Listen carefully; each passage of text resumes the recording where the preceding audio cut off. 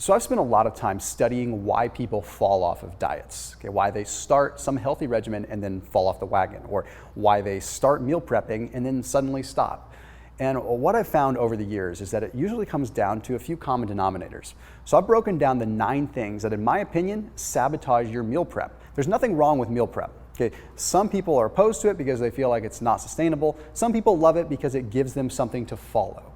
Okay, but the truth of the matter is that regardless of what you're doing, these things are going to apply. Okay, whether you like to prep out all of your meals or whether you like to just eat on the run and just on the fly, these things are still going to help you out. But if you do prep your meals, I think you're going to get a lot of benefit out of this. So let's start out and get rocking and rolling. Hey, make sure that you hit that little red subscribe button and then also hit that little bell icon. That way you can turn on notifications, know whenever I go live and all that fun stuff.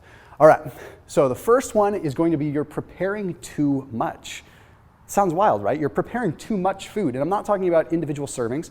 I'm talking about you're preparing for yourself to eat 6 meals per day. Okay, that involves a lot of Tupperware, that involves a lot of food. Okay, the journal Diabetologia actually published a study. Okay, they took a look at 12 weeks and they did 6 meals versus 2. So they had subjects either eat 6 meals per day or 2 meals per day, eating the exact same amount of calories. And they found that at the end of the study, the group that ate 6 meals lost 5 pounds and the group that ate 2 meals lost 8. So you actually lose more weight eating the same amount of calories but just divided up into bigger meals. So in this case, don't prep so much. You can prep 2 meals per day. That's not that hard to do. If you start dividing it up into 6 meals and you're weighing this, you're weighing that, it's cumbersome. It's a pain in the butt. Heck, I couldn't keep up with it. Okay, we also found that fasting glucose decreased. When fasting glucose decreases, we also have a decrease in insulin, which means your body's able to start burning fat more. So if we eat less frequently, you burn more fat. So you don't need to be prepping. It doesn't matter. You're not going to lose muscle. You don't need to prep this much. Okay.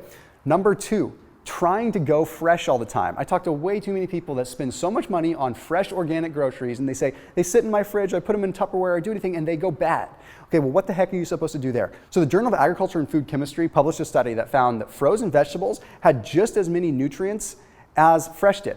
So the frozen food, basically going through that freezing process, preserves the nutrients quite a bit. So what happens is when a vegetable or a fruit is at harvest, it's going to get picked and it's going to get flash frozen, which means it's going to preserve all the nutrients, going to preserve a lot of the antioxidants.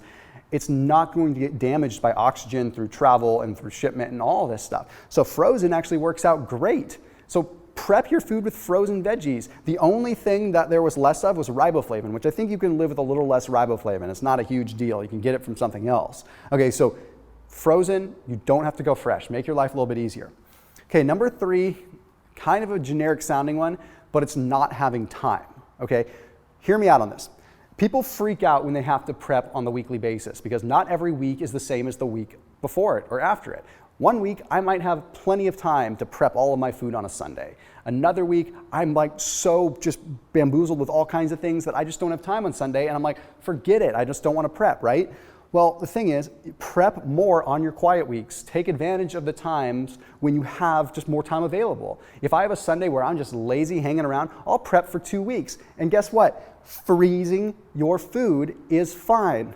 People think that freezing meat is not good because it doesn't kill off the bacteria. No, studies have shown that freezing can kill Campylobacter, which is like the main bacteria that makes us sick for eating bad poultry, right? Or eating undercooked poultry. It's the bacteria that grows on chicken a lot. It's probably the biggest foodborne illness in Canada, as a matter of fact. So this is a big deal. So you can thaw it and then refreeze it too, and the bacteria is not going to grow as long as you're thawing it out properly. I recommend thawing it out in the fridge so it's thawing nice and slow. Room temperature can be a little bit damaging, so put it in the fridge, let it thaw out nice and slow for a couple days, and you're good. So this is just kind of just a strategy from a logistics standpoint to make your life a little bit easier so you don't have to freak out if you know you've got a busy week coming up.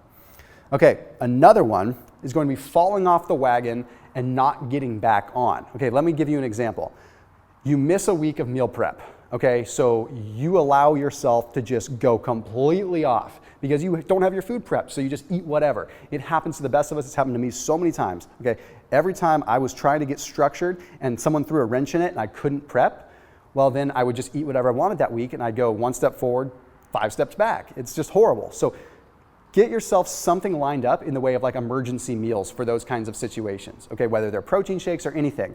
In this particular case, I use Ample. Ample is really great just because they're great with the keto world, okay? So if you're doing keto or you're doing low carb, Ample has these pre-made meal replacement drinks that are actually done right. So you just add water, add almond milk, and you're good to go. So they're blend of powdered fats. They take like coconut oil and put it into a powder form. They took all these healthy fats and put them into a powder form. They also add fibers, and they also add pre and probiotics, and of course you've got your protein in there too, in either a vegan formula or a whey formula. So this works out really good for keto. So I just have a couple of those laying around, so that way if I do miss prep, I at least am set there. So I advise you to have something like that as a simple strategy. If you guys are interested in trying Ample, check them out. They're down in the description below. I went ahead and posted a link so that everyone can check them out and also get a special discount if you're watching this video.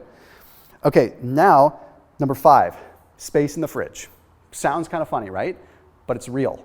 So many people will not prep their food because they don't have space in the fridge. And it's sort of a stimulus response. You open the fridge, you don't have room, you naturally aren't going to prep food to put in the fridge. I've done it myself. In fact, I won't go and buy healthy food if I know my fridge is full. It's kind of funny. It goes all the way back to our grocery store trips.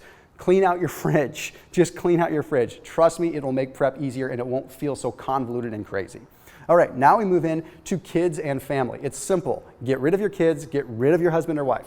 Plain and simple. No, totally kidding, right? Okay, so when it comes down to kids and family, obviously this is something that really messes people up. They are prepping their food and then their kids want corn dogs, or they feel like they're not eating with the family. Okay, I've seen it a lot of times where the wife starts to meal prep and the husband says, well, wait a minute, like I miss having dinners together. I miss just sitting down as a family and eating the same kind of foods. It feels like you're on a whole different planet.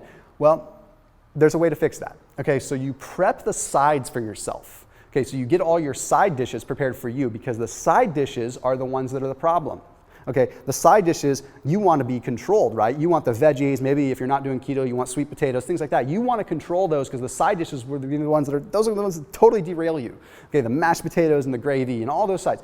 Get your sides prepped and cook the proteins for the family. That way, you and hubby or you and wife and kiddos are all eating fresh cooked nice chicken or a steak or salmon, and you're enjoying it as a family, but you've got your sides prepped. That way you're still living your meal prep strategy, but your family's not having to jump on board with you, or you're not having to alienate yourself being on a different planet or sitting at a different table. Okay, it's the sides that do the damage. The next one is burnout. You burn out. You're doing it too much. You just get tired of it. I want my Sundays back. I don't want to do this. I want to hang out with my kids. I want to watch TV with my kid tonight. I want to go for a walk. I don't want to spend 3 hours slaving over the grill. I get it. I've been there. Take a week off or take 2 weeks off, but implement intermittent fasting when you do that. Okay? Make it easy on yourself. I didn't prep this week. Forget it. I'm going to fast this week. I'm going to do Monday. I'm going to fast until dinner, and you just use the whole week in intermittent fast. Normally, I don't condone fasting every single day in a row, but if you're doing it for your own sanity, do it. Okay? It's going to keep you just functioning. It's going to make it so that by the time you get to the weekend, you're recharged, you're ready to go and pick up your prepping again. Also, you're exercising neuroplasticity. Whenever you change it up, your brain develops new synapses. Okay, it develops new pathways, and you think more fresh and you think clearer because you're developing new pathways. So it's actually good to change it up. It's like taking a different route to work one day. Number 8, you're packing snacks. You're accounting for prepping snacks when you shouldn't even be doing that. You're prepping all your food and then you're going out and you're buying snacks and you're adding it into your daily regime. Okay, I've got meal 1, I've got meal 2, I've got meal 3, and then I've got my snacks between meal 1 and you're overcomplicating it for something that's actually friggin' sabotaging you. Okay, so when we look at this, you're doing extra work for a diminishing return. Here's how it looks as far as a graph goes. Insulin, every time we eat, insulin goes up. The yellow or the orange line is insulin. Okay, it goes up and it comes down.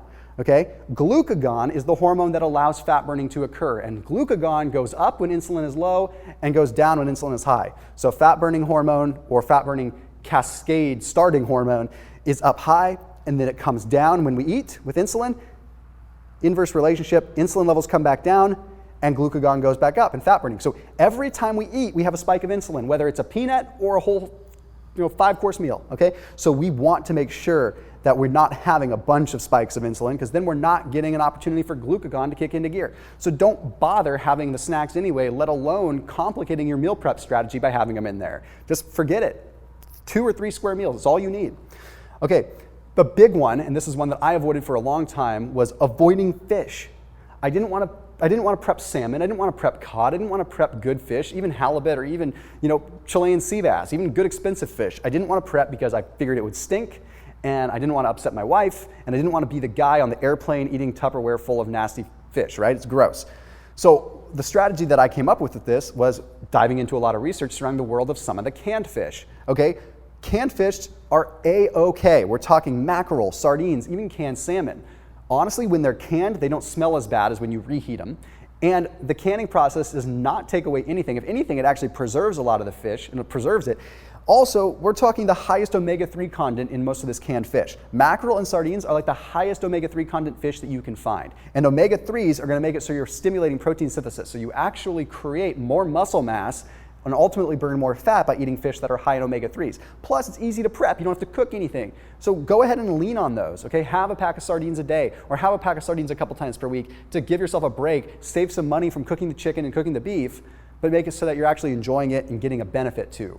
And remember, just do not fall victim to skipping these meals and then just eating anything that's there, right? That's so easy to do. I didn't prep, so I just dive into this. And again, that's exactly where Ample comes in. So guys, if you did watch this video, go check them out down in the description. They've saved my diet so many times.